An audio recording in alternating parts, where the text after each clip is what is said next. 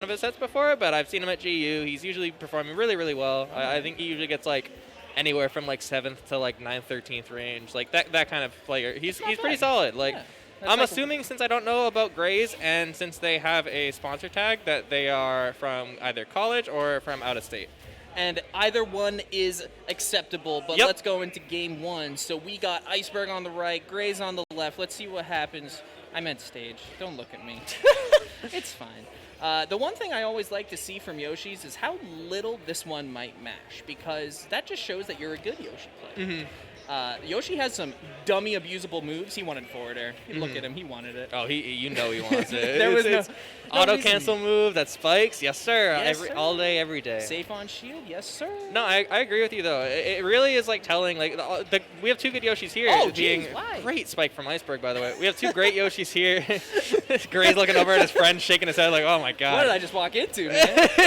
Sponsor, help me out here, please. Both Iceberg and Mile are both phenomenal Yoshis that are here today, though, and they both play that super passive play style. Mile does a little bit more of pressing stuff, where he just kind of like tries to box with you almost, it feels. Yeah, he really abuses the character's strengths, which is, of course, what you should always be doing in our beautiful game of Super Smash Bros. Ultimate for the Nintendo Switch. Right, of course. A lot of people don't realize it's a tournament. Yeah, who would have thought? You have to try hard. You have to play a little lame sometimes. Oh boy. Oh man, it's gonna be tough. But right now we got Iceberg really just kind of.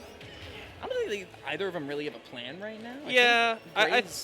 I think it's just Iceberg just whiff punishing what GraZe wants to do. Like he's aware that GraZe is kind of falling into that usual like player habit of, when you're near each other, you're gonna throw something out and not really think about like where you are and like how good of an idea it is to throw something out there. Absolutely. So I feel like it's just Iceberg taking advantage of that, just like playing also with a stock lead. So competent player with a stock lead, able to just whiff punish everything. Like and if you don't know about Yoshi buttons, you're gonna cry. Oh, 100%. Like you have to play so passively around this character's buttons sometimes, especially against a player like Iceberg, who will like not like even hesitate for a moment to start like camping with Egg if he sees you not approaching. Absolutely. And Egg is a stupid good tool. Let's talk about that.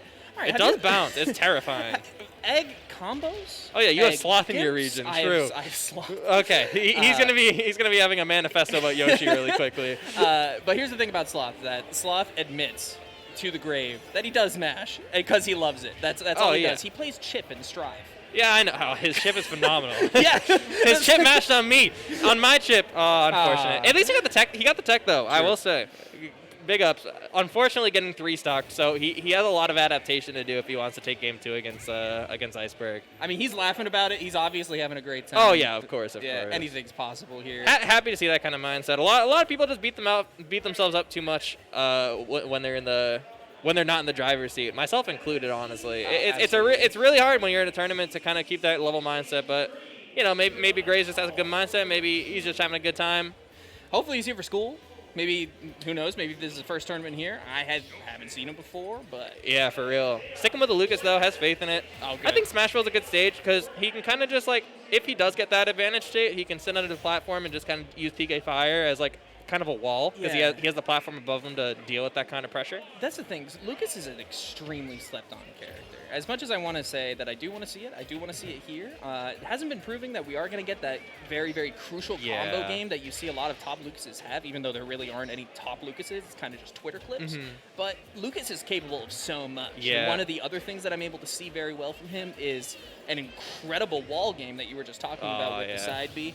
Honestly, you just sit on one side of the stage, use Zera, use side B. Mm-hmm. It forces a reaction, and it forces the other person to be able to be like, oh, hey, I'm not going to be able to just run it like Iceberg's doing right now. So, GraZe, if you watch back on this, my man, hopefully you can take something out of it.